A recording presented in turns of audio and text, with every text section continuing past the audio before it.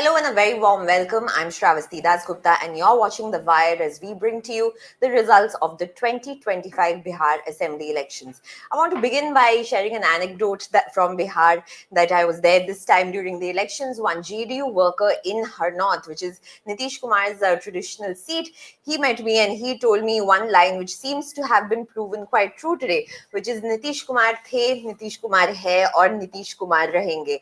If we look at the numbers that we're seeing at about 5 o'clock this evening, it seems that the JDU and a diminutive Nitish Kumar, who was asked to contest a same number of seats as the BJP for the first time, has shown that he's definitely not out of this electoral contest. Before we get to our guests in the studio, as well as those who will join us online, I want to bring to our viewers the numbers that we're getting in at this time from the Election Commission of India's website.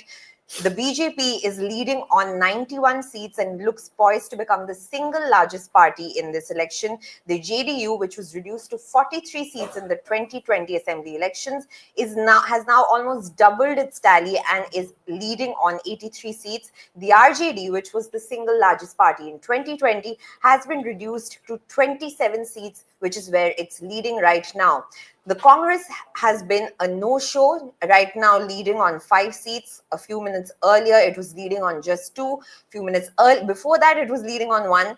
But the NDA allies have performed quite well with Hindustani Awami Morcha, Jitan Ram Manjhi's party, as well as Chirag Paswan's party, proving to be successful. But to discuss all this, I am being joined by Seema Chishti. She's editor at The Wire, and Siddharth Varadarajan. He's founding editor at The Wire. They're with us here in the studio. And over the course of the next odd hour, we'll be joined by reporters who have covered this election from the ground, as well as experts and analysts who will help us decode what this means for Bihar for the next 5 years, as well as national politics. Let's start with you, Seema. What are the 2 big takeaways for you at about 5 o'clock this evening, with the elections more or less set, the BJP emerging as the single largest party? We go by the figures that we have right now. What are the 2 big takeaways for you? And then we'll go to Siddharth for his 2 takeaways. So for me, the biggest thing which is of interest, which is the historic nature of the BJP Badhat, if you like, the fact that they're in the lead for the first time, emerging as the single largest party. They were denied that last time by 1 seat by the RJD, but this time they're firmly ahead of the JDU.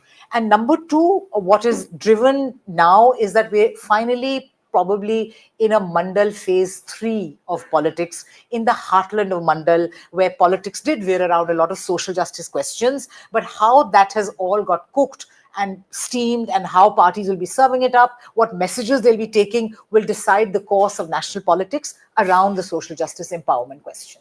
Siddharth, what are your 2 takeaways on this? Seema saying that we'll perhaps see a movement around this social justice politics that Bihar has been witness to for the last 2-3 decades. What are your 2 big takeaways at this point? I think if you look at the seats, dramatic performance of the NDA, no doubt about it. The BJP has more seats than the JDU, better strike rate. But Nitish has increased his vote share considerably by around 3 percentage points, by my reckoning, compared to 2020. And I think that all attempts to write the obituary of Nitish Kumar, both by the Mahagathbandhan, who questioned his mental acuity and fitness, and the BJP, which tried to play down his role as leader, as the kind of face of the NDA in Bihar. And he was not just a face in terms of an individual, but he also represented a certain vision, a certain politics that is different from the BJP's very narrow sort of Hindutva approach. So I think that this victory and Nitish's role in that, in some ways, is the most significant takeaway. That, Nitish lives to fight not only lives to fight another day, but has kind of in some ways emerged, even though he's second after BJP, he's emerged stronger than before. And I think that's very significant. And the second is, I think, somewhere down the line, the need for introspection by RJD and the Congress. I mean, the RJD I think they can take some satisfaction from the perspective that their overall vote share has not, fallen by all that much. It's the Congress that has kind of done badly. And I think the party leadership needs to ask itself whether it got the messaging wrong and by default the messaging of the Mahagathbandhan. I think the focus on SIR and vote chori by itself clearly proved inadequate to move the masses. In earlier elections, they made much more of a deal about day-to-day issues like unemployment, for example. And if I can cheat and add a third takeaway, I don't think we can ascribe the NDA's victory entirely to the 10,000 rupee reverie sort of scheme that Nitish Babu announced. But somewhere down the line, I do feel there is need for the court, Supreme Court, and somewhere, because the Election Commission certainly is not going to take cognizance of this or take note of it. They allowed this to happen. But this use of public money so close to an election. I mean, you have the scheme, the 10,000 rupee scheme being announced on September the 28th. And elections are called within 4 or 5 days.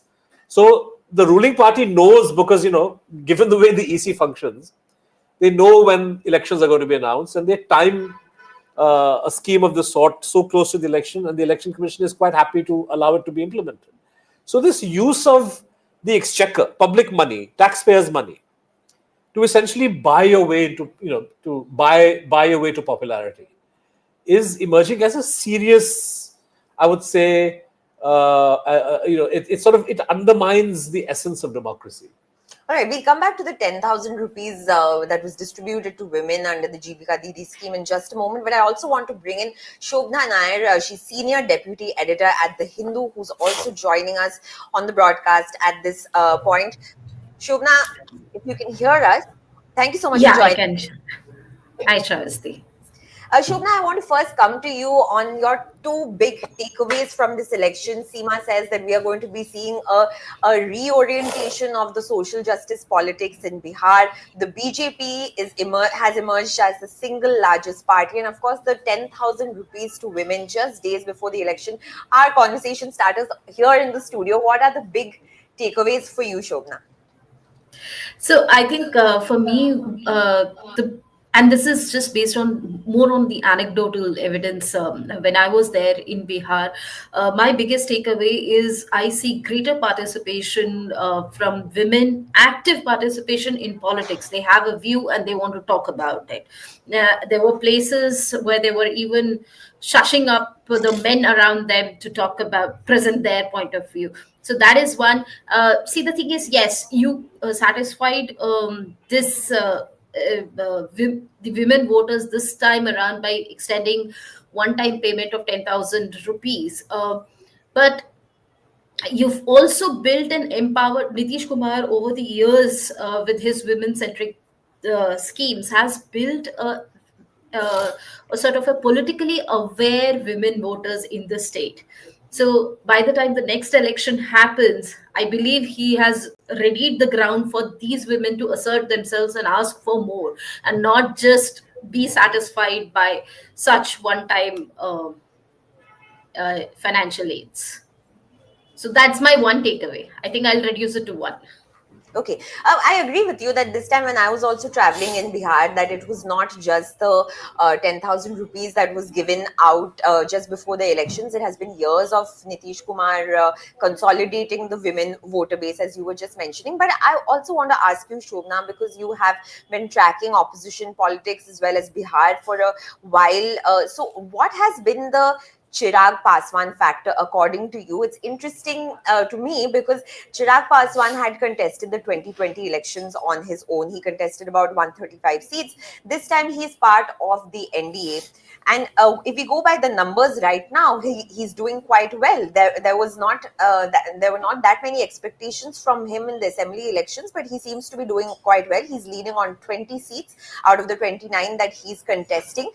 In 2020, he had caused significant reverses to the JDU, which brought the JDU's tally down. This time, the NDA is saying that Chirag Paswan, I found on the ground, people were saying that Paswan bhi hamare saath hai, NDA ke 5 Pandav saath mein lad rahe hain. How do you see the Chirag Paswan factor?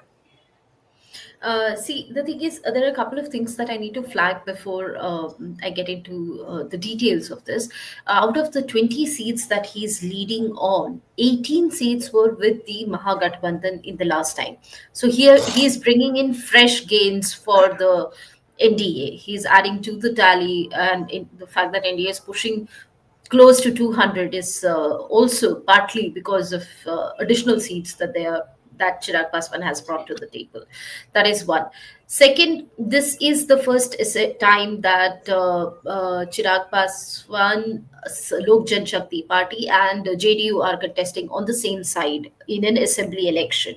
They have fought Lok Sabha elections together, but never in the history of Lok Janshakti Party have they worked with Nitish Kumar. And Ramvilas Paswan's own had lot of personal differences with Nitish Kumar, and his son was basically carrying out his father's legacy in 2020 when he ran an anti-Nitish campaign and contested alone while still remaining within the NDA. In this election, however, they both of them sort of traveled and met each other midway. Uh, for one, Chirag Paswan toned down his criticism of Nitish Kumar administration, and he had been quite vocal about various issues. Off and on, he would keep talking. He would keep criticizing publicly the administration for their various faults. But closer to the election, I think for the last 6 months we have not heard him say much about this administration. That was one. Second, there was a very real fear that the JDU and LJP cadres will not be able to work together, considering their historically fraught relationship. But uh, Nitish Kumar, during the Chhat celebration, walked the extra mile. He visited Chirag Paswan's residence in Patna, spending time with his family, which was all for all optics to signal to the cadres that they need to be together. So those things did make a difference. I mean, the fact is that this is LJP's second highest tally. In February 2005, LJP, the first election after its formation, LJP had 129 seats. And since then, they have never reached that number. And this is the first time since then that they are coming close to And that's very significant. having a. Shobhana, stay on with us. Seema wants to get in here and ask you a question. Hi, Yeah. Shobhana. Good to see you here. Followed your reporting from Bihar with great interest. Tell me something. Do Thanks, you Seema. see Chirag Paswan emerging in the larger politics of the Hindi heartland as a Mayawati-styled party, which speaks to Dalits, which are sort of Hindutva's Achilles heel, and helps BJP bolster its case in the Hindi heartland? They don't have a party like that, which is fully with them, as it were. So do you see Chirag Paswan playing a bigger role in this whole Hindi pact that the BJP thinks it can take for granted as its kind of He base? could.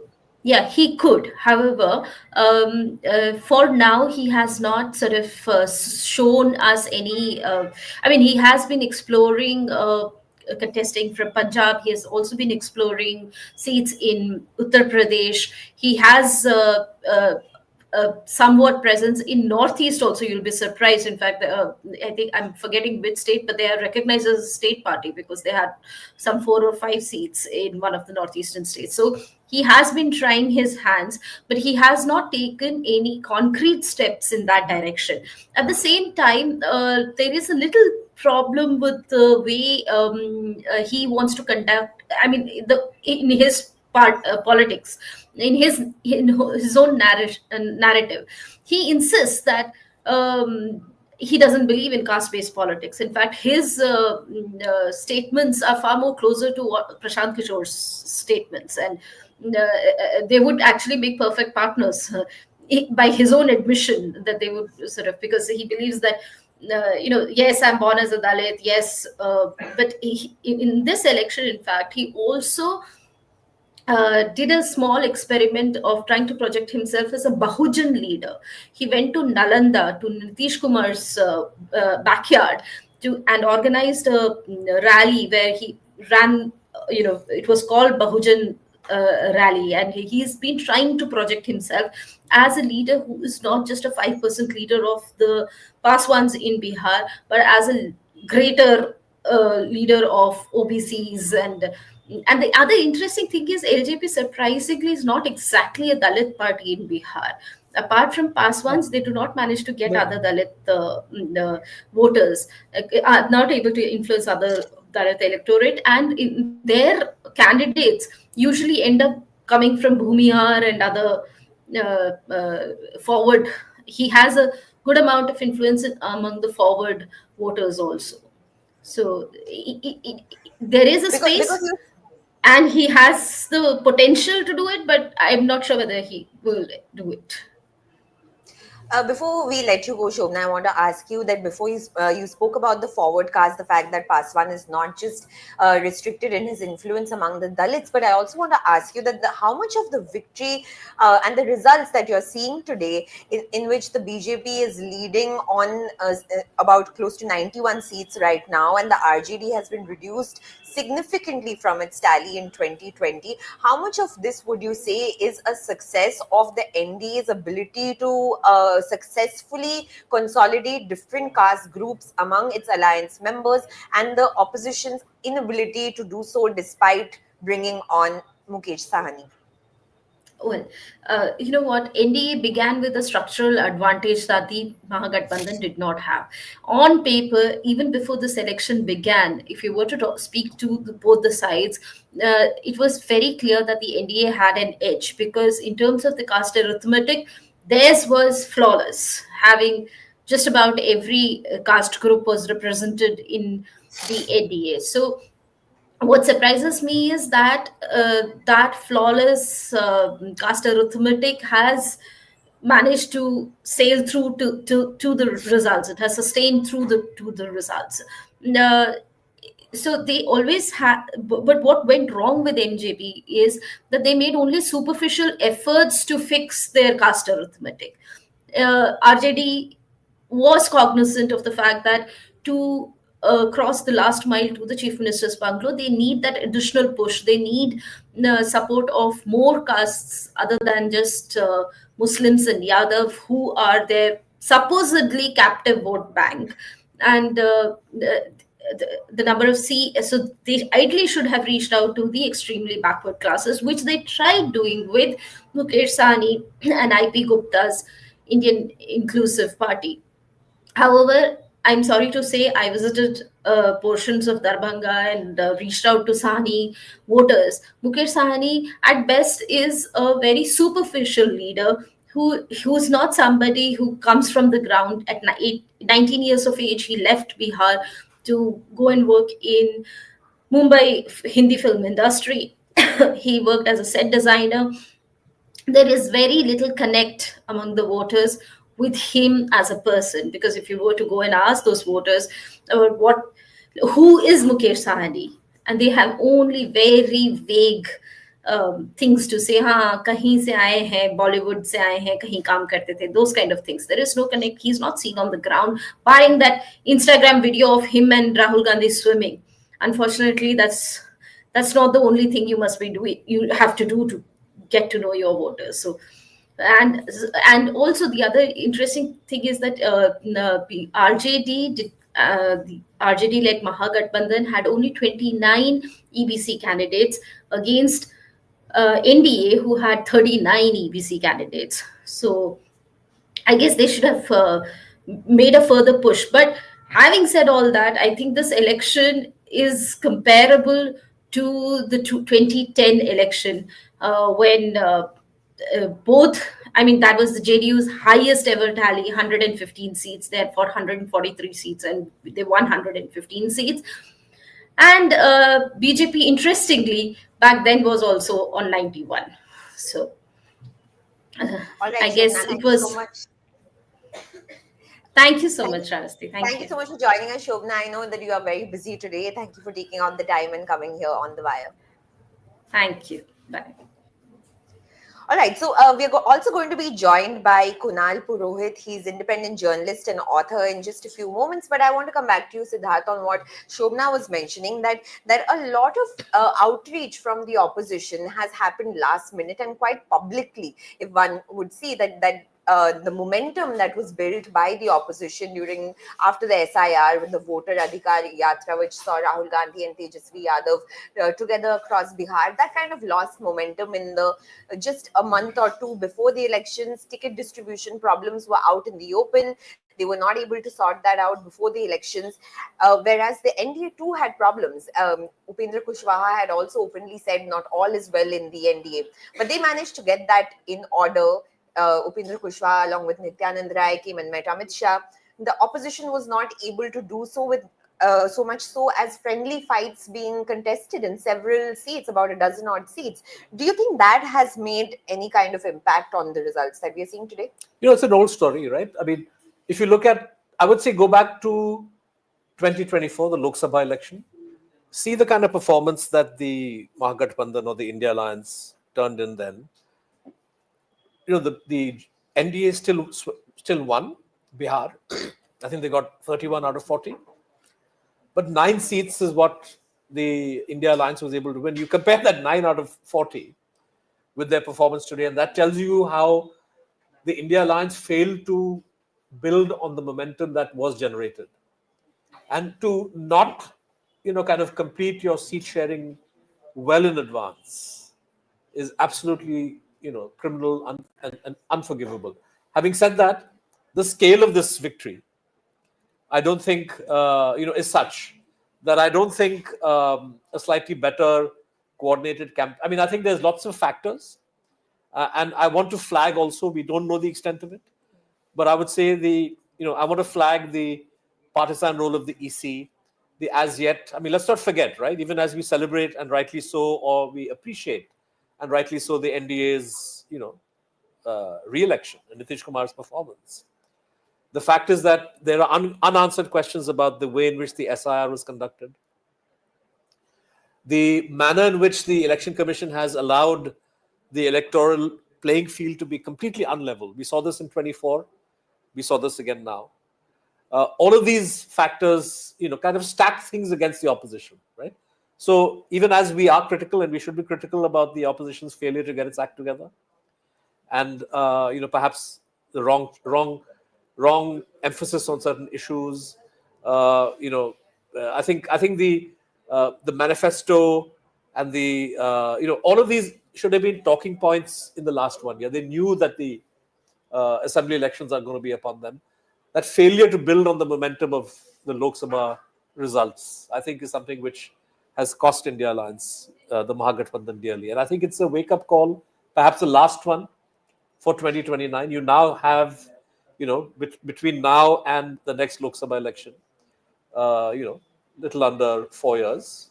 And, there is time for them to work on all of these aspects of their strategy, except, of course, the unlevel playing field, which the Election Commission seems set on, making even worse.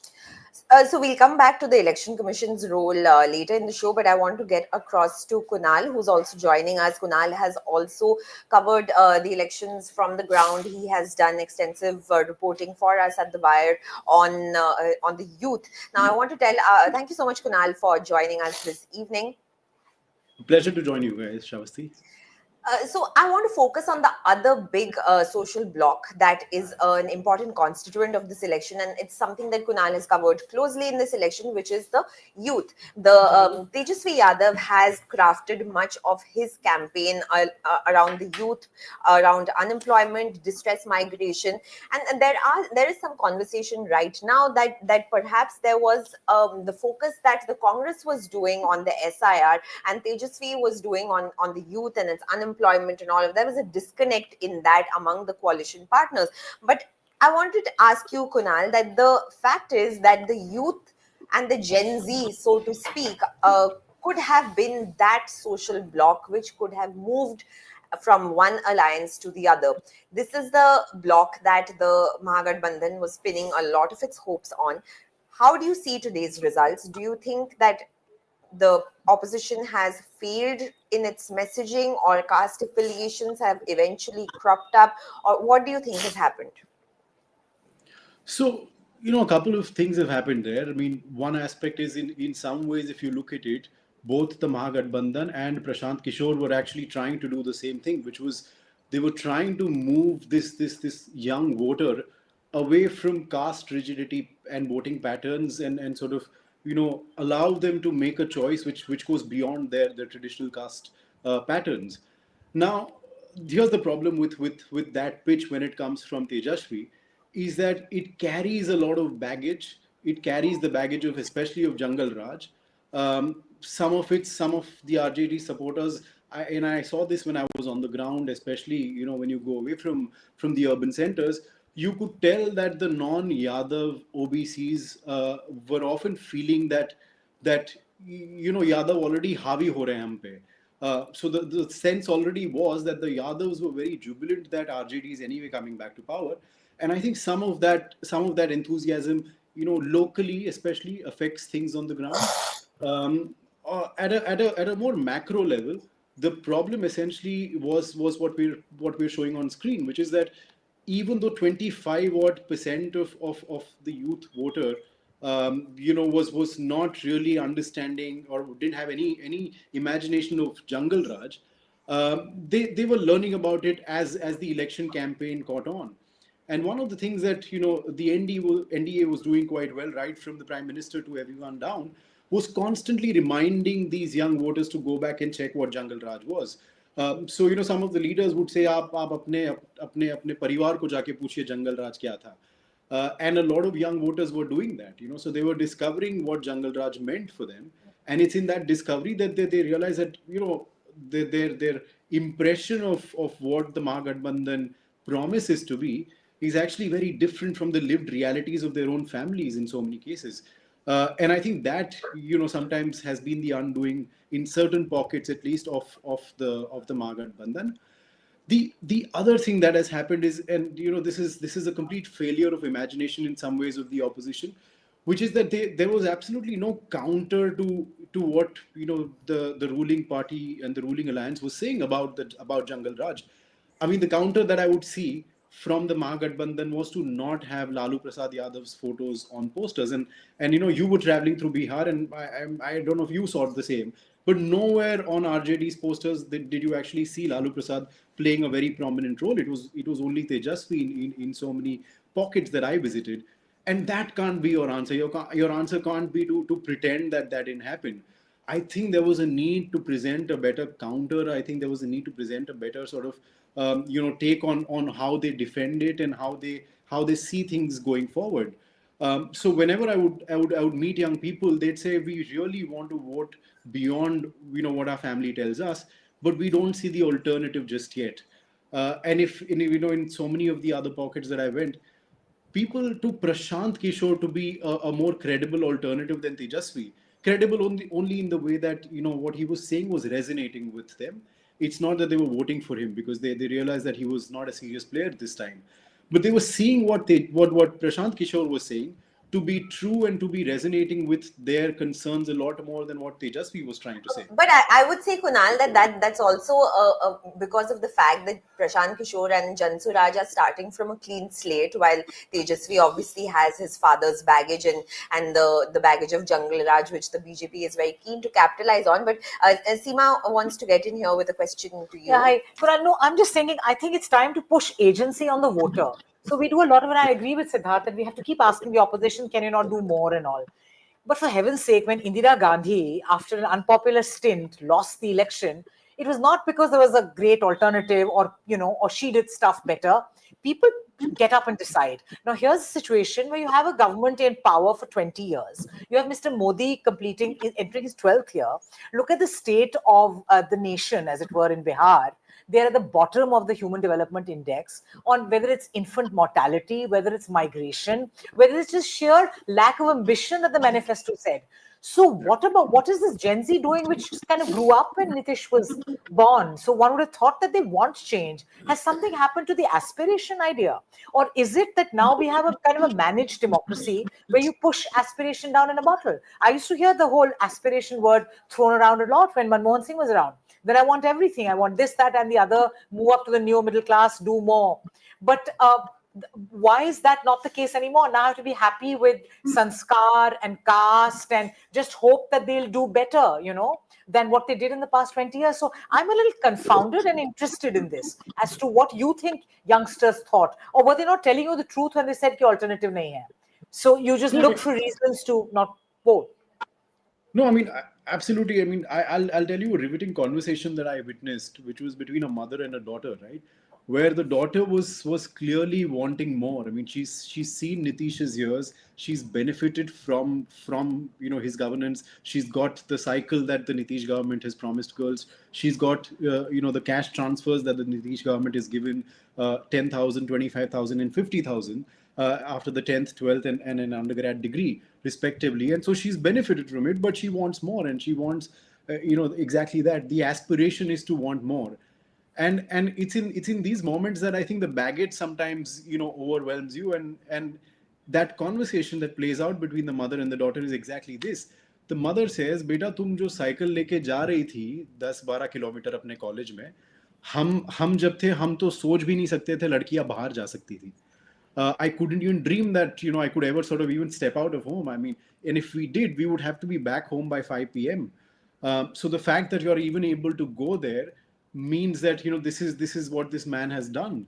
And the people responsible for the restriction of my mobility are the people who are now voting, are asking for your vote, and other people you are attracted to. So I think somewhere it's also this clash that happens. I mean, I understand what you mean about. No, sorry. If you might reflect on what would it take to have a change then? I mean, you have 20 years of being at the bottom of every conceivable index which people acknowledge by leaving the state. So, I would Seema, ask this all the time. I mean, because this was my second trip to Bihar, and one of the things that I would keep sort of throwing is this sort of stuff, which is, how is Bihar okay with this level of governance? The fact that despite the 20 years, it's not that Bihar has done better. Or because of the 20 years. Yeah, we don't because of the 20 years, right? I mean, even assuming that Nitish's pitch is correct. And I realized that in conversation after conversation among, different caste groups, among gender, among party loyalties, one thing that I realized, Seema, is that Biharis are comparing Bihar to Bihar. Not to places they migrate to. Not to places that that they've either migrated to or they're surrounded by. So their comparison is always ki अरे भाई हमारे पास तो ये भी नहीं था. One person told me this very fascinating thing. They said, अब मिट्टी डाल दिए नीतीश ने तो पुल भी बना ही देगा ना. So he's laid the foundation, अब वो बन जाएगा. It's the fact is that मिट्टी भी नहीं थी पहले तो, अब मिट्टी तो डाल दी है. So I realize that the comparison doesn't really stand for them. I mean, it is them constantly reflecting back on how far Bihar has traveled, and not at the pace at which it should travel or is traveling right now. Can I suggest a hypothesis? And it's a little disturbing actually, which is that you're familiar with the way in parts of Haryana, Gurgaon, for example, the ultra rich live, right? They have their high rises. They're gated communities, and you come out of the gated community, and the road which the government is meant to provide or prepare is completely potholed. There is no sewage or sanitation. There is no constant water supply, so they're all grabbing groundwater. In other words, the Indian voter, and this is my thesis now, or my hypothesis, that even in a place like Bihar, the voter has internalize the idea that the government is not going to do anything for me. Yeah. No matter who gets elected, the roads are not going to be fine. I'm not going to get the kind of civic services or amenities that people expect, right? So as long as I am able to get ahead with some money, some opportunity, that's fine. I need to be left alone. So I think that's why the Jungle Raj and the Suraksha resonates particularly, because Jungle Raj is somebody actually interfering with your ability to go about your daily life. But it's also code for caste. No, I Jungle mean, Raj no, is no, not- yeah, You're right. That I mean, it is code for caste, but I think somewhere down the line, even you just look at this, the kind of, I mean, with the NDA basically getting close to 50% of the popular Yeah. vote, so there are large sections of people, even from the backward EBCs, classes, yeah. etc., who feel that that at least there is some security and safety. And as long as, and I think Mr. Modi and the NDA and BJP have hit upon this formula.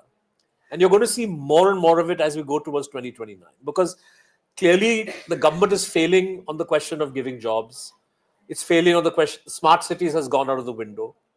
You're looking at the quality of roads and bridges that are being built around the country, right?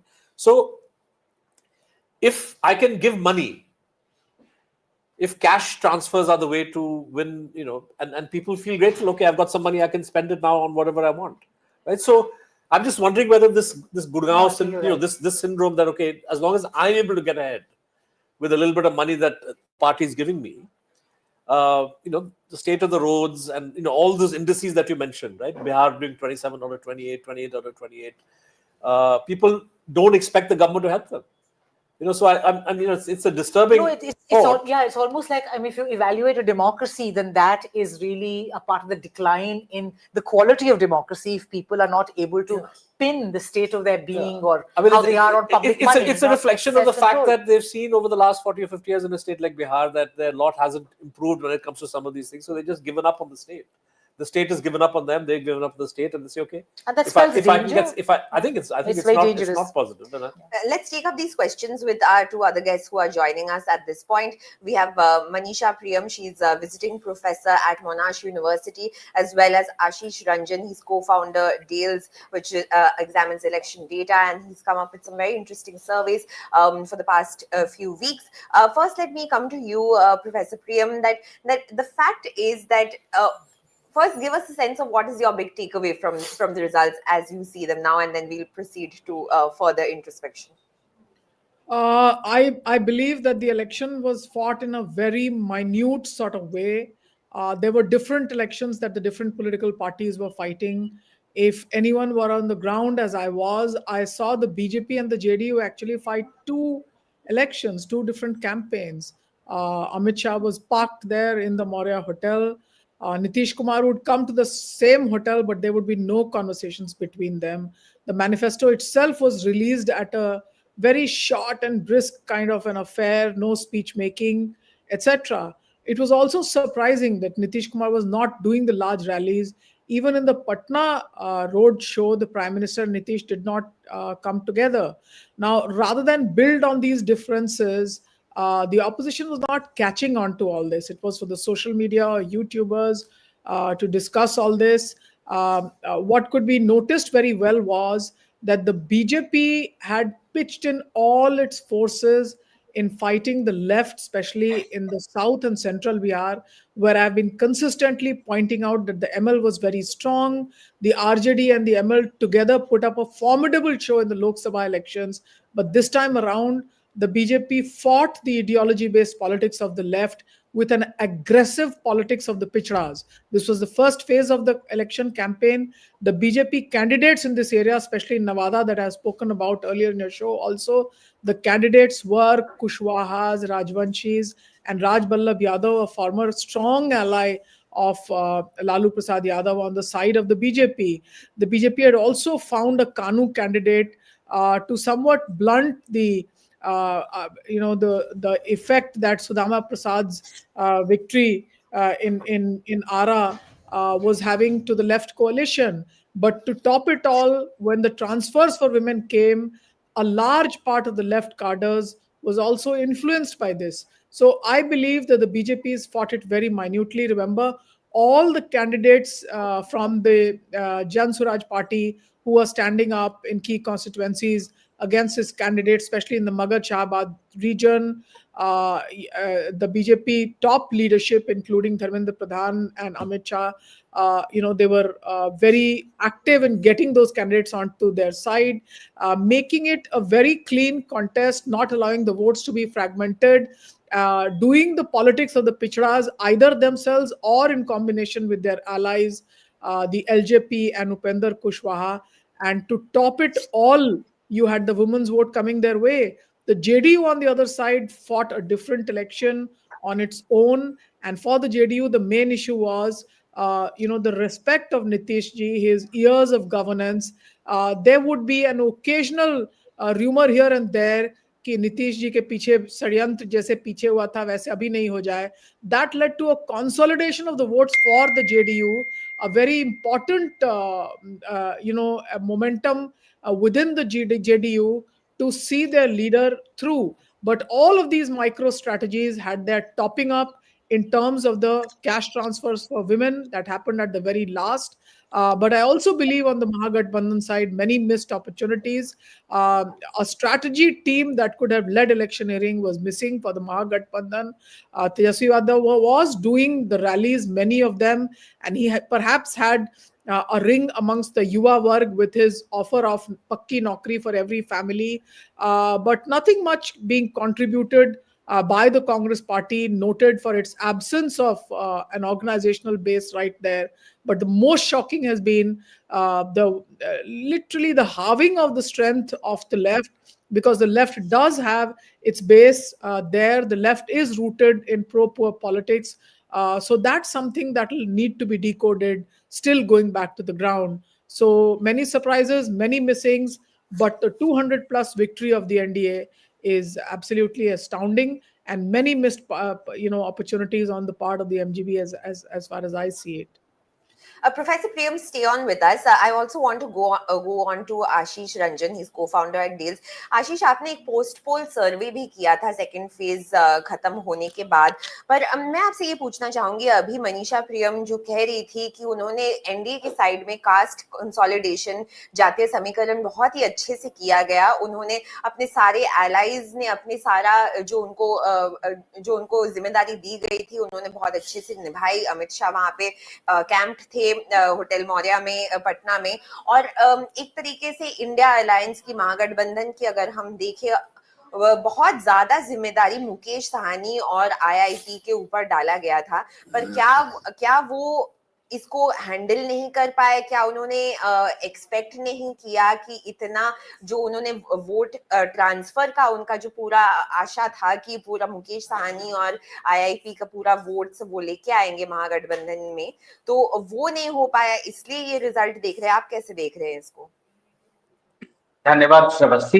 पहले तो आपको मुबारकबाद भी और शुभकामनाएं. मैं आप जब फील्ड वर्क हो रहा था बिहार में तो आप हमारे टच में ही थे, और मैंने आपसे बात भी किया था, तो आपने साफ तौर पे कहा था कि एनडीए को काफी एज है, और उसका एक बड़ा कारण तो महिला. तो आपने फील्ड पे काफी बढ़िया से ऑब्जर्व कर लिया था कि क्या आने वाला है या क्या आज होने वाला है, तो इसके लिए आपको शुभकामनाएं. दूसरी बात, आपके देखिए जो चीजें अमित शाह और मैं ज्यादातर बातों से मनीषा प्रेम की बातों से सहमत हूँ. उसमें एक चीज मैं जोड़ना चाहूंगा, क्योंकि बीजेपी एक पोल मशीनरी की तरह काम करती है, ये सब हम लोग जानते हैं. वो पूरी ताकत लगाती है चुनाव जीतने के लिए, चाहे वो पंचायत का चुनाव हो या पार्लियामेंट का चुनाव हो. जो सबसे बड़ी बात ये है कि वो जो पिछले 3-4 महीनों में जो सरकार ने एक तरीके से अपना पिटारा खोला, ट्रेजरी खोली. पहले 125 यूनिट बिजली फ्री किया, फिर उसके बाद वृद्धा और विकलांग पेंशन का 400 से 1100 किया, और सबसे बड़ी बात जो लास्ट 1-1.5 महीने में हुए, जो 10,000 रुपए एक मुश्त महिलाओं के खाते में गए, वो भी 1,41,00,000 महिलाओं के खाते में. ये यहाँ पे बोलना बहुत जरूरी है 2 मायनों में. एक तो ये कि आप इस देश का किसी भी राज्य कभी भी अभी या पुराने कभी भी देखेंगे इस देश के इलेक्टोरल इतिहास में, कभी आपको ऐसा नहीं लगेगा कि चुनाव से पहले नहीं दिखेगा कि एक साथ लगभग 1.5 करोड़ महिलाओं के खाते में इतनी बड़ा रकम गई, और वो भी उस प्रदेश में जहां की 1/3 आबादी जो है वो 6,000 से कम की मंथली इनकम पे बसर करती है. तो ये बहुत बड़ी बात है और ये बहुत इंसेंटिव होता है. इस बात को मैं क्यों कह रहा हूँ, इसके 2 महीने आप थोड़ा पीछे जाइए. महाराष्ट्र का चुनाव देखिए, वहां भी 7,500 रुपए, मतलब 1,500 रुपया करके एक साथ दिया गया था. फिर उससे पहले ये झारखंड के चुनाव में देखिए, उससे पीछे मध्य प्रदेश चले जाइए, और उससे पीछे वेस्ट बंगाल. इन सबों में कॉमन क्या है? कॉमन ये है कि महिलाओं को जब भी कोई इकोनॉमिक इंसेंटिव दी जाती है, वो अपनी जो एस्टैब्लिश्ड बाउंड्रीज है, जो ट्रेडिशन है कास्ट क्लास का या पैट्रियार्की का, उसको ब्रेक करके बाहर आके वोट करती है उस पार्टी को या उस सरकार को। ये एक बात है। दूसरी, ये इसलिए भी मान्य है, तो आप ये देखिए कि ये एक विनिंग टूल है और ये हमेशा इनकमेंट गवर्नमेंट को फायदा करेगा। तीसरी चीज, इन चारों स्टेट में कॉमन देखिए, वेस्ट बंगाल में 48% मिले थे ममता बनर्जी की टीएमसी को, मध्य प्रदेश में 47 समथिंग मध्य प्रदेश में बीजेपी को मिले थे, महाराष्ट्र में 49% मिले थे, झारखंड में 44 समथिंग परसेंट जेएमएम को मिले थे, और यहाँ करीब एनडीए को अभी 46% वोट मिल गए।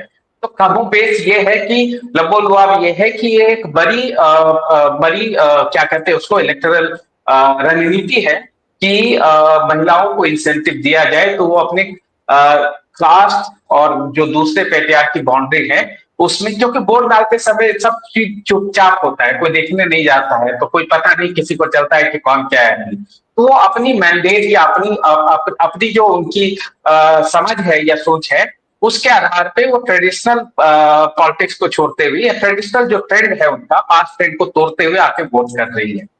ये एक बात है। दूसरी बात, आपने जिक्र किया मेरे सर्वे का, हम लोगों ने सर्वे किया था और मुझे एक्सेप्ट करने में कोई गुरेज नहीं है कि हमने क्लोज फाइट की प्रोजेक्शन किया था और वो बिल्कुल ऐसा नहीं हुआ, क्योंकि अभी तो देखिए तो आप तकरीबन 37-38% महागठबंधन का कंबाइंड वोट शेयर है और 40%, 46% एनडीए का है, तो यानी कि तकरीबन 8% का फासला है, जो कि हमारे कम से कम सर्वे में तो नहीं दिखी, मतलब नहीं आया है।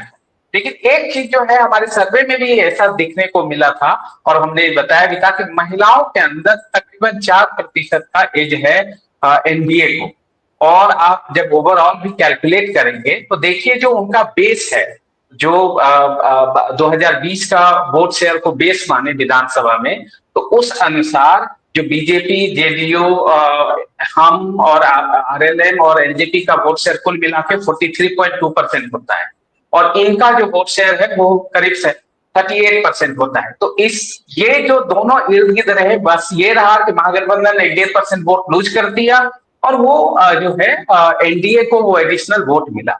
एक चीज और इसमें जोड़ने की चीज है कि वो ये है कि बिहार में अमूमन 80% से नीचे अदर्स का वोट होता था, सॉरी 80% से ऊपर एनडीए और महागठबंधन का वोट होता था। इस बार आप देखिए शायद पहली बार हुआ है कि ये दोनों का कंबाइंड जो आंकड़ा है वो 83% चली गई है, 83%, यानी कि अदर्स का श्रिंक। तो एनडीए की जो कैपेसिटी है, जो कि 2014 के बाद से ही बीजेपी और जिनके साथ भी हो रही, वो कोशिश की है कि ट्रेडिशनल बेस जो है जहां है वहां रहने दीजिए, लेकिन जो फ्रेंड्स के वोटर हैं जो इधर उधर अदर को वोट करते हैं उसको खींच लाइए। और जो अभी फाइनल आंकड़ा आप देखेंगे कमोबेश वही हुआ कि जो नॉन एमजीबी वोट थे उसमें एनडीए ने बड़े पैमाने पे सेंध मारी, जो कि कभी कोशिश कर रहे थे। जी आशीष हमारे साथ बने रहिए, मुझे पता है आपको 6 बजे जाना है, पर मैं आप पे वापस आऊंगी। मनीषा प्रियम के पास हम वापस चलते हैं। मनीषा प्रियम, tell us about the you said that you traveled in Bihar, but also I want to ask you about the role that Asaduddin Owaisi's AIMIM has played in this election. And there was conversation before this election that this time, even though in 2020 AIMIM won 5 seats, 4 of those MLAs left AIMIM and went to the RJD, but there was some conversation this time that the AIMIM is not on such great footing as it was then. But I found that in Simanchal, young voters were very much enthused by what Owaisi was offering in terms of Muslim leadership, and the fact that he had raised the contention that 2.5% representative of a 2.5% population, which is Mukesh Sahni, has been elevated to the deputy CM's face. But Muslims, which represent about 18% of the population in Bihar, have not been given that kind of representation, raising questions about the Mahagathbandhan and how they have used Muslims in a sense. What was your sense in Simanchal, and how would you compare that with what you see in terms of the results today? So first of all, I have not visited Simanchal, so that's not one of those areas where I've done deep work. But yes, this was the news that I had, that Owaisi is not a non-performing asset. He's not doing well. On the other hand, I was told Akhilesh's rallies have gathered a lot of crowds, and I was also told that this would be an add-on factor for the Mahagathbandhan, getting in the Alpsankyak of the PDA alliance, to the RJD fold. Now, clearly that has not happened. So, in my understanding, we need to understand that the MGB literally needs to go back to the drawing board and ask whether Tejasvi is drawing all the votes or not. Is it MY or is it only Y? Because the issue of add-on votes has not happened. The additional caste that should have come, they've tried strongman Munna Shukla's daughter, Shivani Shukla. I don't know whether she's won or lost. She was trailing at one point and then she had kind of made up. They tried the upper caste politics, largely through strongman getting in the Jahanabad area. Jagdish Sharma's son Rahul Sharma and Shivani Shukla, these were the two, actually three prominent Bhumihar, Suraj Bhan Singh against Mann Singh. Now, this was not a very progressive politics, and this was a last minute politics of the Agada caste. So, whether this gives them dividends or not, I think the big missing was that Tejasvi himself was not flanked by other caste leaders. It's a caste based party of his own political party. Remember, the important victory of the 2024 Lok Sabha for the RJD was Abhay Kushwaha from the Aurangabad seat, known as the Chittorgarh for the Thakurs and the Rajputs. And if the RJD, which has in the past done some Thakur politics and some Bhumihar politics, if it was electorally dabbling with it, it needed to have those leaders by its side. Sudhakar Singh, an important member of parliament from the Shahabad region, has also been a part of the Kisan movement, has very close relationships with the left, was not seen by his side. So, who was the important Muslim leader of the RJD campaigning by the side? Towards the end, you also saw a very, very stellar leader of the Congress party, Shakil Ahmed, who would literally stand kanda to kanda with Tejasvi. So, what we don't know is what went wrong. Why was the Mahagathbandhan not a rainbow coalition during the campaign? Why was the RJD not projecting its other caste leaders? And I think too much emphasis on rallies and showing it all on social media, and very little understanding of the minutiae of what makes constituency level elections. I think that's been a very major gap. And this time around, I think the minuscule numbers, the entire Gathbandhan being bundled up at less than 40, not even a 50. I think that doesn't even give them the moral ground to claim anything having been left behind of the erstwhile MY or the erstwhile Garib Rela that Lalu would once rustle up, or the PDA that has been stitched up by a sister or brother party, whatever you want to say, in UP, which has been talking about a PDA. So if you do the comparisons with Akhilesh's recent strategies, you'll understand where the gaps lie. And I do think, I don't know what exactly went on in Simanchal, but I think this and the losses of the left are two very big question marks on the Mahagathbandhan and the RJD's leadership of the Mahagathbandhan. Dr. Priyam, Seema this side. Just to stretch this to what implications it will have on larger politics in the Hindi heartland, if you like. We know from CSDS data, which is not available for a variety of reasons this time around, that the whole upper caste and the Muslims, they seem to the minorities, as it were, they are locked into different kind of almost like a fixed share that we see from 2014 onwards. The big piece, which is an interesting puzzle which you can mosaic around and move around, is this entire OBC. So there is, of course, the dominant OBC, and then there are the EBCs, the non-dominant castes, which are up in the air. Why has it taken so long for the RJD to figure this out? This was so clear in even 2024 Lok Sabha elections, when Bihar bucks the trend on what's happening in UP, Rajasthan, other places close by. And why is it not learning the PDA game? Seema ji, are we ready for some hard answers? I can give it, but every time I give it, I'm branded as something or the other. So let me give you the hard answers. Nobody would have the Karpuri ideology close to their heart as I would have it. For Tejasvi Yadav, the day on which the Bharat Ratna was conferred on Karpuri Thakurji by the BJP's central government, that was the day for Tejasvi to rise up and notch up an ideological coalition that would talk about it. Now, he was not the best man in the suit of the Dulha to talk about Karpuri. Remember, he's a young man. This is not what he Yeah. has seen. But did he have people in his parties, poets, writers, social scientists, who could have spoken about the legacy of Karpuri? Where is Ramnath Thakur today? So I think, Yes. just having a coterie around you and just believing that, you can do reels and music, etc., and you can appear to be in sync with the Yuva work. The Yuva is not a work, it's an age category, unless you put in something substantial there. So, yes, in the close to 2 years that he was deputy chief minister, there were jobs on offer.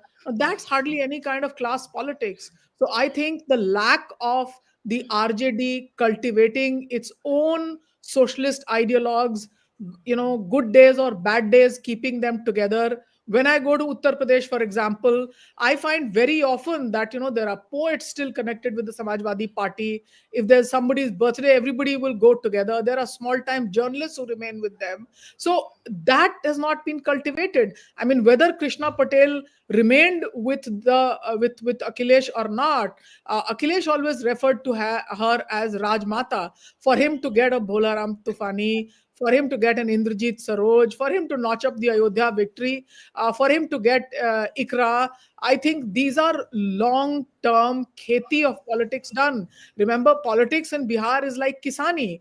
Can you tell me why Abdul Bari Siddiqui was not appearing by the side of Tejasvi Yadav as he campaigned? Can you tell me what are the efforts made to get Abdul Bari Siddiqui's son, who's on the edge of politics? And every time I meet someone, they tell me, "Oh, Abdul Bari Siddiqui ka beta to chala jayega Prashant Kishore ki taraf." What is the effort made? Can question be asked of a pretend first family? I mean, it's the politics of the poor and the ideology of Karpuri Thakur that Tejasvi has today handed over in a platter to the BJP. At the end of this victory, remember, this debate will not be limited to people like us. It'll be the Prime Minister who will say कि मैं तो अति गरीबों का भी नेता हूं. The Prime Minister has been a long time fan of Hukumdev Narayan Yadav, who's no longer alive, but his style of speech making in Parliament, etc., the Prime Minister would very carefully listen to. And the joke going was, Hukumdev bajaichi, matlab Hukumdev Narayan bol rahe hain. So the thing is, what is it that did Tejasvi just walk over to the residence of Ram Kripal Yadav and say, Chacha, please come back to us. Even if you don't come back, be our guide. Ram Kripal has been one person who's nurtured the family. So what is it that Tejasvi did to take away the EBCs in their moment of weakness when they were at the tenterhooks thinking the BJP may start them at the back? So not only that, the Kushwaha leaders who won on their tickets in the Lok Sabha, did you see the leader of the RJD in the Lok Sabha campaigning in the MLA elections as a very important campaigner? If you did, then I'm willing to, change my understanding. So making statements that we like, that are in the language that we like, is not equal to notching up the leadership of the poor. Now, last but not the least, tell me, how many speeches have you heard from Honorable Misa Bharti ji on the floor of the House? I know we are ready to beat up the Congress for what they don't do, but tell me, who akin to Sanjana Jatav has the RJD been able to get to the Lok Sabha? I remember Laluji in his prime was able to get Abo Devi, whether we like it or not. He was able to get a Ramai Ram into the Lok Sabha. He would do the Garib Relas and he would say, Delhi ko Garib se bhar denge, etc. Which of this was being done? And I think the language on the one side, Tejasvi was speaking about Yuva ka vote idhar aa jayega, vagera, vagera. Endless rallies where he would say, Khaini ki tarah thok denge or whatever. Now, if Khaini is the preferred consumption item of the Yuva Varg, which is also called the Gen Z, I would like to stand corrected on most of these. So the ideological space has been ceded, and I think that's the hard battle now. The left not doing well, the politics of and the ideology of Karpuri having been ceded. Much could have been said, but these are all Now, yesterday's of Bihari politics, I don't know which, I think about 2 or 3 days ago, I told my friends, but I don't know what script to write now of the Bihari politics. You said something very interesting, and I'm wondering if that is the answer to the script that you just kind of evoked. You said that the left has been almost beaten by the pichda politics that the NDA did. So, do you think a creative mix of class and caste politics is the portion that the so called right combination is being able to serve? And if that is done meaningfully by those who claim to be standing on this side of the divide, we'll have, like, the game is on. Otherwise, Okay, it's not. so let me give you one more minute on the side of the Mahagathbandhan. I mean, we all know, apart from Jangal Raj, one of those things that the RJD suffered on account of was Shahabuddin. I am very critical of Shahabuddin, and especially Chandrasekhar's murder is something that remains etched in my memory. What was the point of getting in Shahabuddin's wife as the head of the minority morcha of RJD? Can somebody ask her today as to why she's not been able to notch up the Simanchal votes, etc. In the Siwan region, Laluji insisted and got Awadh Bihari Chaudhary as his candidate. Can Hina Shahabuddin be asked as to why the RJD candidate has not won in Simanchal? Forget that, in the Siwan region itself. Was it not time for Tejasvi Yadav to step aside from what were some of the stigma labels on the politics that his party had played? I mean, to just say that Jangal Raj happened only as an urban phenomena, गांव में लोग को जंगल राज से डर नहीं लगता है, वगैरह वगैरह. I mean, I think that really put people away, because there was something, you may not want to call it Jangal Raj. Please coin the term that you want. I don't have a problem with whatever but term you want to coin. But if women are not able to travel on the roads after 4 or 5 o'clock, even be out on the streets of Patna after 7 or 8 o'clock, if the people involved in Agwa was the term used that I learned in those days, these were doctors of Patna. And to say doctors private practice mein bahut paisa banate hain. Now, can the answer be to just Agwa karo doctors? The Indian Medical Association has been issuing statements. I think there should have been some way of rapprochement, going back, backdoor, covert, cajoling, saying, look, these are mistakes, these were the people, we've got them out. Whatever it is, at no cost are we going to take them in ever again. I don't think all of that was done. And today, the cost has been very heavy, despite a very important campaign on the Voter Adhikar Yatra, drawing so much crowds of people. Now, I think the lack of an ideological transformation, the lack of a structural transformation has led the center to collapse the most. Anybody else who was on that bandwagon has literally collapsed. And I All think right. Lalu knew these things because he was a lonely man. Emissaries that I sent over to his place did convey some sense of this at least 4 or 5 days ahead of these results. I was more optimistic, thinking there may be a closer. But I knew the NDA was ahead, no doubt. But the man who knew it all, and I think the most astute politician we still have on that side, is Lalu Prasad Yadav himself. So, what do I say? If the elders knew it all, why wasn't the script rewritten? I think there's little scope now for reflection, and my words will perhaps be forgotten in the next hour. So, what to talk of posterity? All right, Manisha Priyam, thank you so much for joining us. I want to get back to Ashish in just a moment, but I also want to welcome Nalin Verma. He's a senior journalist, and he's written a book also on who Manisha Priyam just described as one of the sharpest minds in Indian politics, Lalu Prasad Yadav. We'll come to you, Nalin Verma, in just a moment. But Ashish, मुझे पता है आपको जाना है. एक last सवाल आपसे जो मैंने मनीषा प्रियम से भी पूछा था कि सीमांचल की जो स्थिति है उसके बारे में आप थोड़ा बताइए. सीमांचल में AIMIM की जो सीटें आई है अभी, वहां पे 5 सीटों पे AIMIM आगे है. वहां पे भी जो जिसके बारे में अभी मनीषा प्रेम भी थोड़ा बता रही थी कि जो युवा वर्ग है वो एक एज कैटेगरी है, वहां पे AIMIM काफी सक्सेसफुल रही है अपने मैसेजिंग को क्राफ्ट करने में कि महागठबंधन आपके लिए नहीं है, आप लोग वो मुस्लिम से वोट ले लेते हैं पर आपका रिप्रेजेंटेशन नहीं हो रहा है. और दूसरी तरीके से जो कैंडिडेट्स उन्होंने 4 उनके MLAs 2020 के चुनाव के बाद जो RJD चले गए थे उनको उन्होंने टिकट्स नहीं दिया, नए कैंडिडेट्स को उन्होंने टिकट्स दिया है एक्सेप्ट एक जगह में, अमोल को छोड़ के। तो सीमांचल के बारे में आप क्या देखते हैं आशीष, हमें बताइए। नमस्ते, धन्यवाद। देखिए, सीमांचल मुस्लिम बहुल एरिया है, ये हम सब जानते हैं, और सीमांचल वो रीजन है जहाँ पे हैदराबाद के बाद, अब तेलंगाना के बाद पहली बार एएमएम को कोई भारी सफलता मिली थी 2020 में। 5 सीटें जीत गए थे, हालांकि उनके 4 जो सिटिंग एमएलए थे वो आरजेडी को ज्वाइन कर लिए थे। तो एक वो चीजें नुकसान थी। दूसरी बात ये थी कि लास्ट टाइम, मतलब उसके बाद से एएमएम का तेलंगाना के बाहर कोई बेहतरीन परफॉर्मेंस नहीं रहा, वो गिरते ही रहे। लेकिन बिहार उनके लिए फिर से एक संजीवनी रह गई। अभी देखिए, उनका वोट प्रतिशत भी 2% से ऊपर रह गया।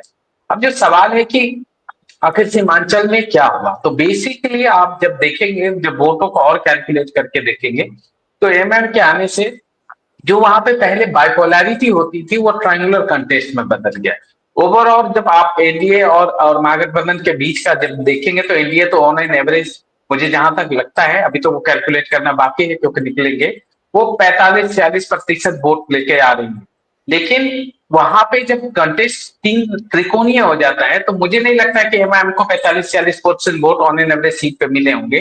लेकिन ट्रायंगुलर कंटेस्ट में उनकी बाजी उनके हाथ में थी। एक चीज जो बहुत अहम है अपार्ट फ्रॉम द रिजल्ट, वो ये कि सीमांचल के जो मुसलमान हैं, उन्होंने कम से कम वो एक एमएम को जो सपोर्ट किया है, उससे ये चीज तो लॉन्ग टर्म में रिफ्लेक्ट हो जाता है कि वहां अब वो जो भी उनको ऑप्शन मिल रहे हैं उसकी तरफ जा रहे हैं। दूसरी बात यह है कि बीच में अपोजिशन पार्टी ने पिछले कुछ सालों से मुस्लिम हितों के बारे में बातचीत करना ही बंद कर दिया था। हालांकि वक्फ बोर्ड को लेके तेजस्वी यादव ने कड़ा स्टैंड लिया था। जी, मैं आपसे लेकिन यही पूछने वाली थी आशीष की जो वक्फ बोर्ड के अराउंड जो एआईएमआईएम ने कैंपेन किया और आरजेडी की तरफ से जो वैसा सपोर्ट नहीं मिला, तो उसको भी इफेक्ट हुआ है आपके हिसाब से? माफ कीजिएगा, चूंकि इस बार मैं सीमांचल नहीं जा पाया था, तो मैं एग्जैक्टली माइन्यूटली नहीं बता पाऊंगा आपको कि कितना इम्पैक्ट रहा। लेकिन मुझे जो बड़े नैरेटिव पॉलिटिक्स के तौर पे जो दिख रही है, और एमआईएम का फिर से 5 सीटें की तरफ आगे होना या जीतना अपने आप में ना सिर्फ अहम है उनकी पार्टी के लिए, बल्कि मुस्लिम पॉलिटिक्स के लिए भी। याद रखिएगा कि 85 मतलब 90 के दशक में मुसलमानों ने बाबरी विध्वंस के बाद जो है कांग्रेस का साथ देना छोड़ा, और जो जहां भी रीजनल पार्टीज थी, यहाँ पे जनता दल के साथ, फिर आरजेडी के साथ, और यूपी में समाजवादी पार्टी की तरफ झुकाव हुआ। उसके बाद लगभग वो माना जाता था कि जहां भी मुस्लिम है वो हमेशा इन दोनों रीजनल पार्टीज के साथ ही रहेंगे। उसमें एक ये जो बैक टू बैक जो लगातार 5 सीटें जीती है एमआईएम उस गढ़ में, वो कहीं ना कहीं अब आगे वाले समय में खासकर यूपी की पॉलिटिक्स में एक और नया संकेत देने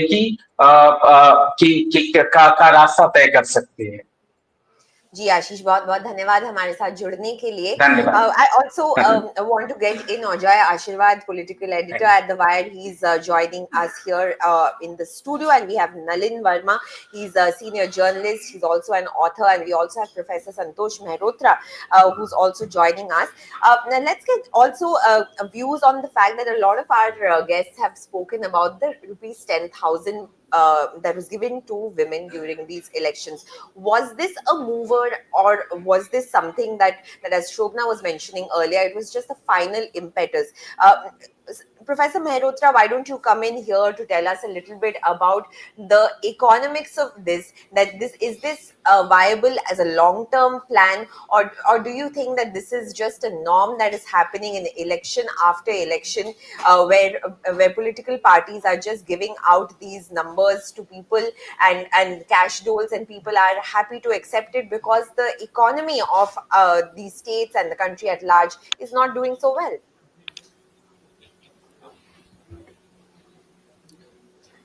Professor Santosh Mehrotra, if you could hear me. Could hear you very well. Okay, good.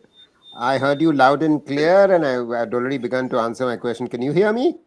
Yes. I can hear you now. Great. Okay, super. So, freebies were made the norm at the end of 2018 in the run-up to the 2019 election,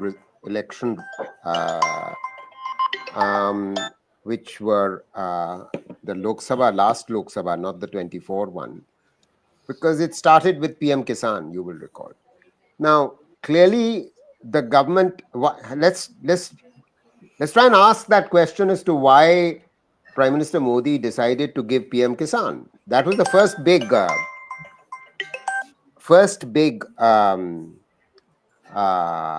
sort of cash transfer that was given, and we know that it was given because it was an attempt to fob off and to divert the attention of the electorate from the very high unemployment rates that had already emerged by late 2018. So, in other words, youth were already beginning to get very upset about rising unemployment, but they hadn't quite begun to realize this, that, this is going to become a permanent affair in their lives.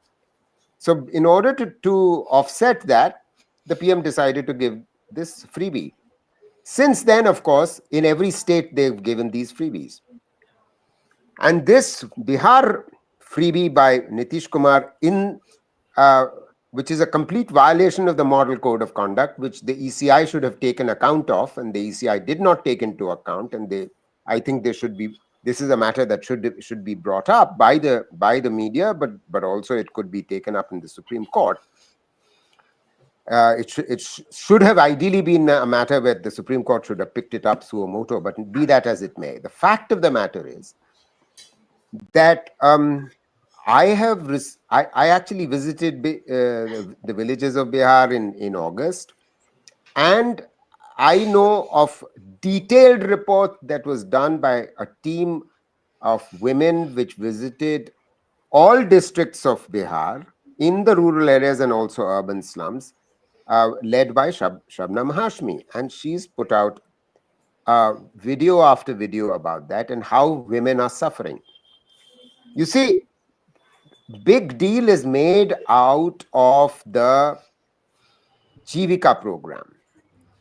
The Jivika program is a survivalist program for self-help groups of women who don't want to work outside the home and who can't actually work outside the home because they have very poor education levels. So this is meant for largely rural women. It's part of a national rural livelihoods mission, something which was started 16 years ago, long before the current government came to power, meaning I'm talking about the central government. And that has just been renamed, countrywide it's called Ajivika, and in Bihar it's being called Jivika. And essentially it's a loan program, loans given to self-help groups. Now, look at the situation that emerges from the Shobhana Hashmi, etc. report. The situation is as follows. Let me give you some data about this. Being the economist that I am, I think it's important that we must put this in perspective.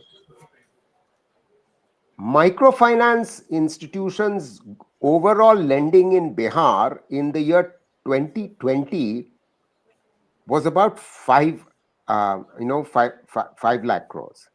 You know what the size of total MFI lending in Bihar today is?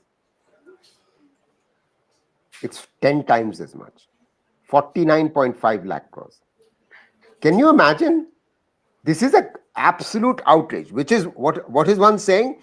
That microfinance institutions of a small kind operating in villages, and particularly in rural areas, are going around giving loan after loan after loan. That means that the Jivika program is not doing so well. Otherwise, why are women taking this MFI loans? And this 10,000 rupee handout at the last minute, 15 days before the election, it was to be the election was to happen, is essentially a means of offsetting the massive MFI loans, that individual loans. Now, I'm not talking about self-help group loans, which have been taken by ordinary poor families.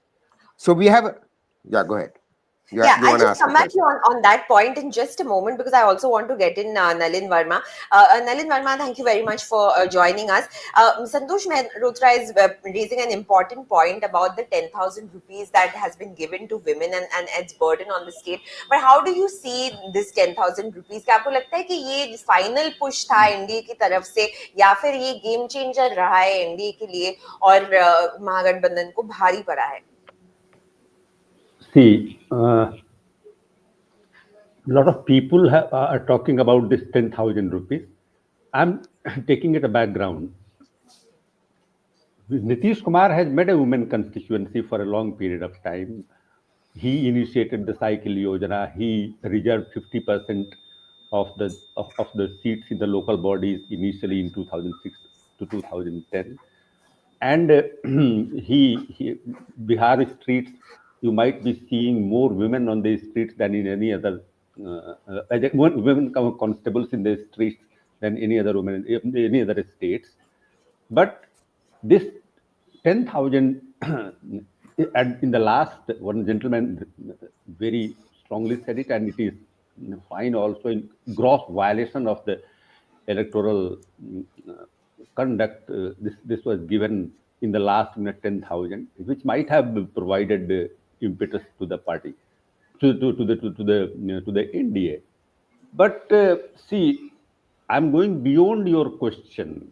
See, the way the results have happened, it has two messages which will unfold in the days to come.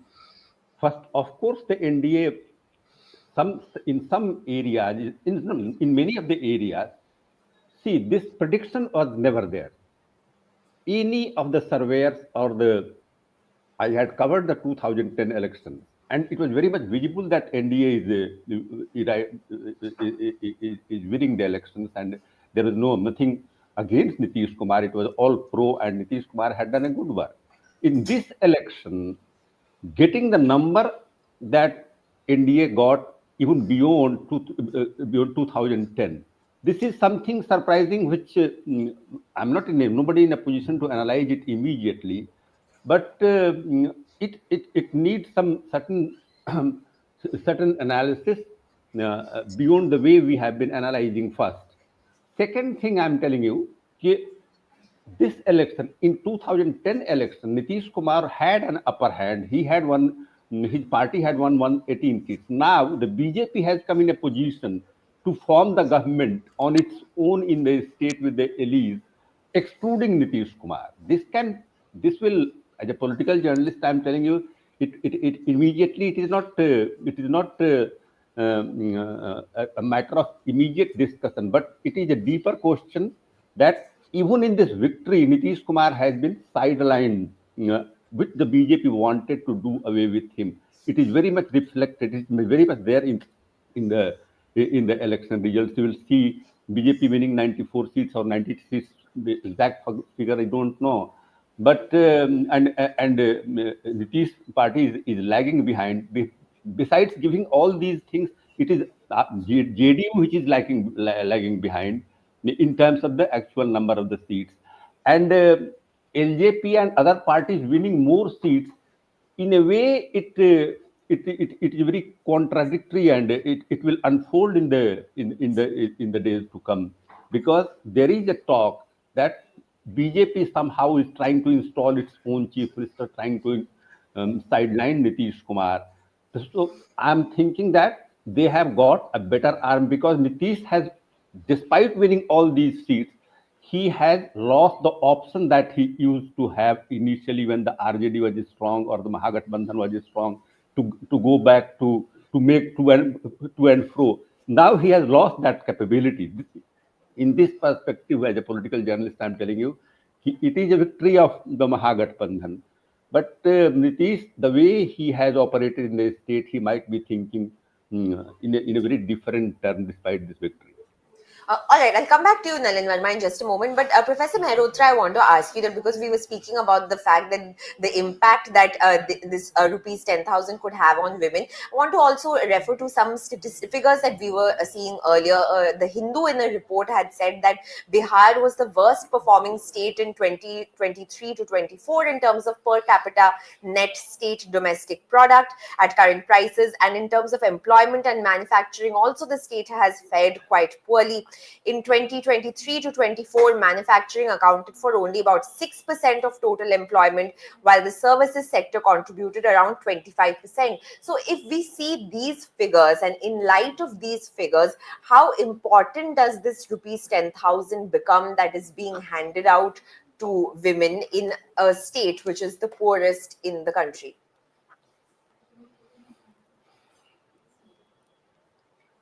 This is a one-off 10,000 rupee payment. And in my earlier intervention, I'd already spoken about the fact that these are women who are in dire, desperate state. A very high proportion of rural households have taken loans from MFIs, and they have taken one loan and then taken another loan to pay off the first loan and a third loan to pay off the second, etc., etc. This is what's happening. So this 10,000 is going to be a drop in the bucket, a drop in the ocean. Now, I think we have to see the 10,000 rupee, as I think Mr. Nalin Verma was rightly pointing out, that it's part of a larger agenda or larger constituency of women that Nitish has built up.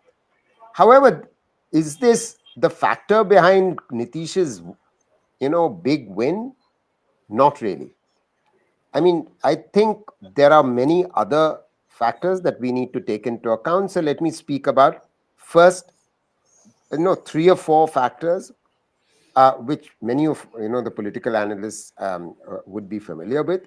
That in any case, the caste composition of the NDA alliance was bigger. It was a broader alliance, because it's not just that they had the upper caste, they had at least 10% of the total 15% scheduled caste, and thanks to JDU, they also got a very significant proportion of the EBCs. The total OBCs account for 63%, of which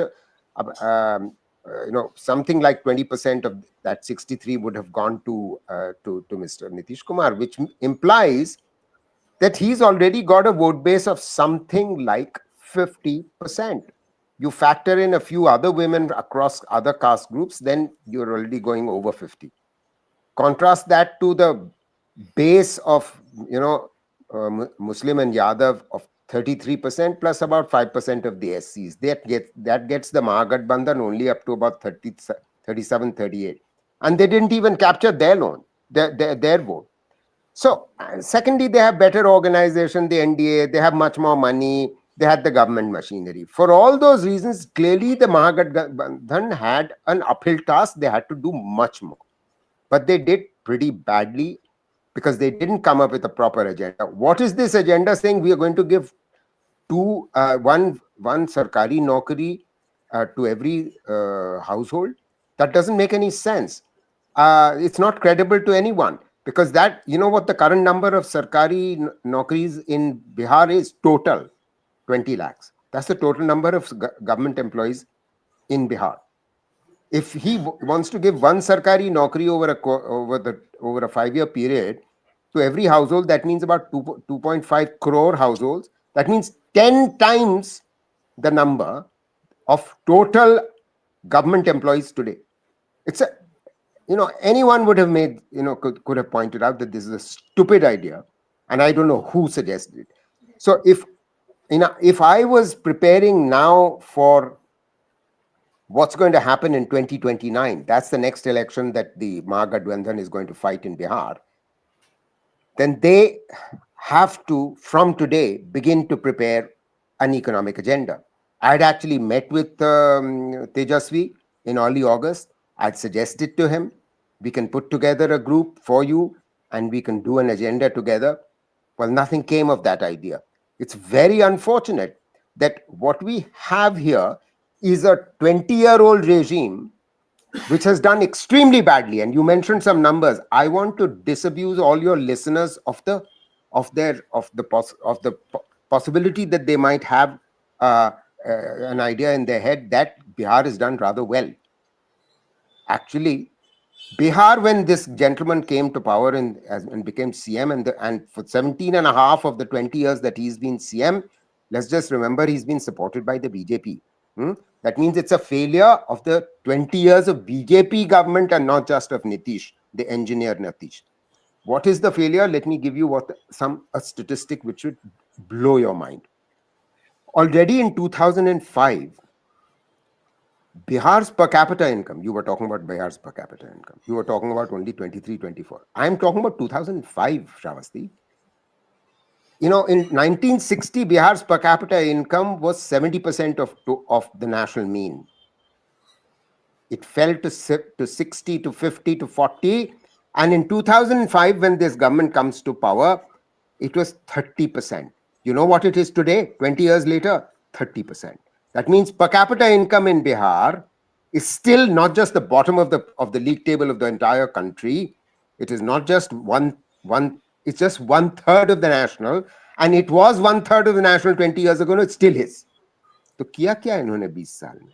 And there's a अगर very इन्होंने ये yeah. Interesting point that you're raising, that kiya kya hai 20 saal, because the point is that the same government has come back to power at this point after these elections. And before we close, we want to quickly ask that given these circumstances, that what has the government really achieved in the last 20 years, the state of the economy in Bihar, the distress migration, yet a chief minister who is elected once again after 20 years. The question still remains about the leadership of the state and whether Nitish Kumar will be placed at the helm of Bihar now that the BJP has more seats. Ajay, I want to come to you on this, that where do you see Bihar going from here in terms of the fact that this could possibly be the last election of the stalwarts of Bihar politics in terms of Lalu Prasad Yadav and Nitish Kumar. There's a new generation that needs to come up, and there is some birth of that generation in the form of Chirag Paswan, Tejasvi Yadav. But first, do you think that Nitish Kumar will be made chief minister given the circumstances of the election that took place? And second, what about the next generation leadership in Bihar? Very quickly, and then we come to Seema and Nalin Verma. And Shravasti, I will not retire Nitish Kumar until he formally announces that he is going to retire, and he retires. Until then, I have seen Nitish bouncing back amidst all adversities. So, and like he did even this time after the 2020 elections, where his party did not perform well, he managed to cobble up a great alliance and brought Chirag Paswan in, and you see the results now. So, but yes, Nitish and Lalu belong to a generation of leaders which radically changed Bihar's politics. So, but after Nitish, I don't see where Nitish failed is to cultivate a second line of leadership. You don't have a second line of leadership, so the future of Janata Dal United appears right now very bleak, because Nitish Kumar represents the widest section of population of what we know as backwards. But the most visible leaders currently in the Janata Dal United are Sanjay Jha and Rajiv Ranjan Singh, who's known as Lalan Singh, and both of them are upper caste leaders. So if that happens, and if the baton is passed to one of them, the Janata Dal United will not remain what it was for all these years. Yeah. So and it will take a huge beating. It's like it's the social justice politics will completely be seen within a very Hindutva lens, like we see BJP's caste and the subsequent social engineering that they have done in a very UP kind of lens, and it is going to be more and more polarized when BJP will be trying to kind of capture the Janata Dal United's It's said thing. that Yeah. Nitish Kumar was the one who was holding back BJP from the kind of communal politics that's seen Unabashed in in UP communal that's not there in politics. Yeah, Bihar. Yes. see, Seema, what is your take on this? my take, I think we're at a very interesting political moment because Nitish Kumar, that's why I agree with him. He's a very interesting kind of character in the scheme of things. He represents the pre-Modi politics and yet has transcended Modi's politics and reigns supreme. So far, so good.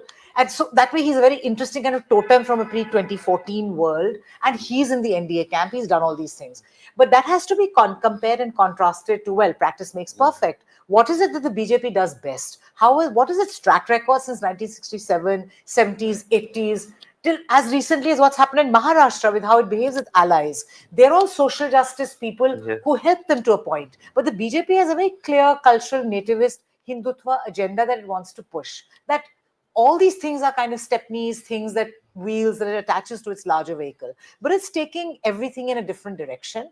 And if I was the BJP, for me, it would be an apt moment to strike now where they have not named him as the CM candidate. They've hesitated to do that. If anything, Rajnath said something which could be interpreted either this way or that way. They've been very careful about not saying it, even when they thought it would hurt them. And now that they've emerged with more than 90 seats, record number of seats that they've got on their own, for the first time, the single largest party in the state of Bihar, very elusive. Why will they not act bold? Because if not now, then when? So I think we're at that moment. So essentially, I think Seema is saying that there will be a BJP CM. But Nalin Verma, a last comment from you. Where do you see Bihar's politics going from here with Lalu Prasad Yadav and Nitish Kumar in their last leg? Do you see the BJP, as Seema is kind of suggesting, bringing in their own chief minister now that they have the status of the single largest party, or do you see a seismic shift going to be taking place in Bihar's politics with the BJP's ascent? See, there are two aspects. It is a fact, it is a reality that era of Nitish Kumar and Lalu Prasad Yadav is going to be over because of the age. It is a reality. They are the last leaders, and it might be Nitish Kumar's last election. In this election, what I see, Nitish Kumar has not left behind a successor. That is there. But the social forces are there, which the BJP will try to do what they have done in Uttar Pradesh, as Ajay stated. They will try to do it, but still I have my doubts. They will, of course, they have won the elections, and in my understanding, they will try their best to sideline Nitish Kumar because they have got an upper hand and they have no reason to continue with Nitish Kumar the way they have been continuing. The condition Nitish Kumar has now, he has no second rung of leadership, and obviously Sanjay Yadav and Lalan, they can't be the JDU leaders, even if as of now they appear to be on that stage. But I still believe that the social forces that Nitish Kumar represents, that they will not be that easily subjugated.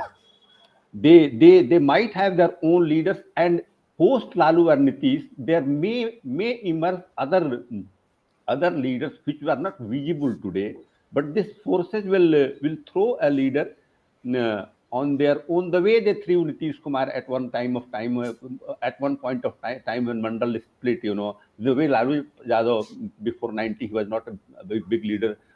After the death of Karpuri Thakur, he emerged.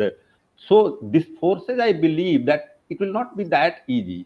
You can see in Uttar Pradesh also, after losing elections, eventually this Akhilesh Yadav is PDA getting the socialist bloc together.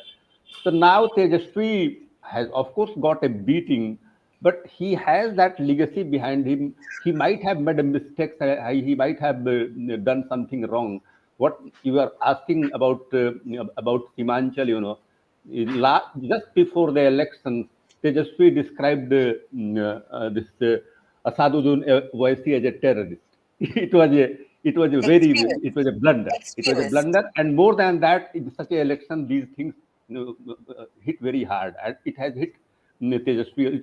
It was a strategic mistake. Rather than getting along with the leaders or doing all those things, he should not have stated this language, because it is not the way he has been groomed and his legacy is. So see, these mistakes have taken place. History can take lessons out of it. It is not for the first time that RJD has undergone a beating. It had got only 22 seats in the 2010 elections. Also, it bounced back.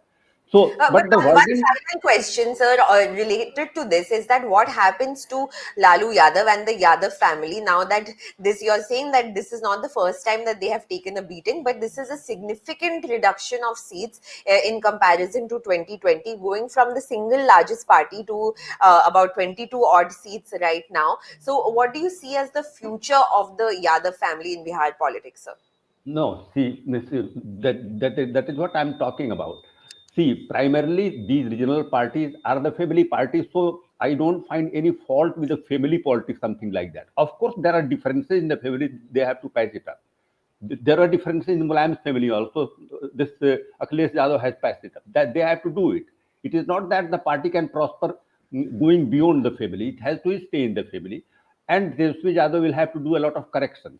What I'm saying that the social forces that the social justice leaders represent, Nitish Kumar and Lalu Prasad Yadav, they will not be subservient to the leadership of Lalan Singh and whosoever this person, Sanjay Jha. Sanjay Jha. These type of leaders will, with the fall of Nitish Kumar, these leaders will also fall, or they will join the BJP or do what transactional politics with their for their seats or for their post. But the leadership will not live in the vacuum. The leadership will emerge in the days to come, and it will challenge the BJP. As of now, BJP is the big winner in this election more than Nitish Kumar. It is BJP is the winner because it has all laddu in its hand. It can sideline Nitish Kumar. It can steamroll RJD, which is lost which is on the verge of losing its opposition leader's status. So it is all good for and in this situation, no political people will say, oh, BJP has all laddu in the hand. It has all the laddus, but the social forces, I trust, they will throw their leaders, and new challenges will definitely come. Politics doesn't happen in the vacuum. All right, so we'll have to leave it at that, as Nalin Verma has put that BJP has all the laddus in its hand at the end of the Bihar Assembly elections. Thank you so much to all our guests who joined us over the course of the last 1.5 hours, and our editors in the studio as well. Thank you so much. Thank you, Shravasti. To the viewers also for watching.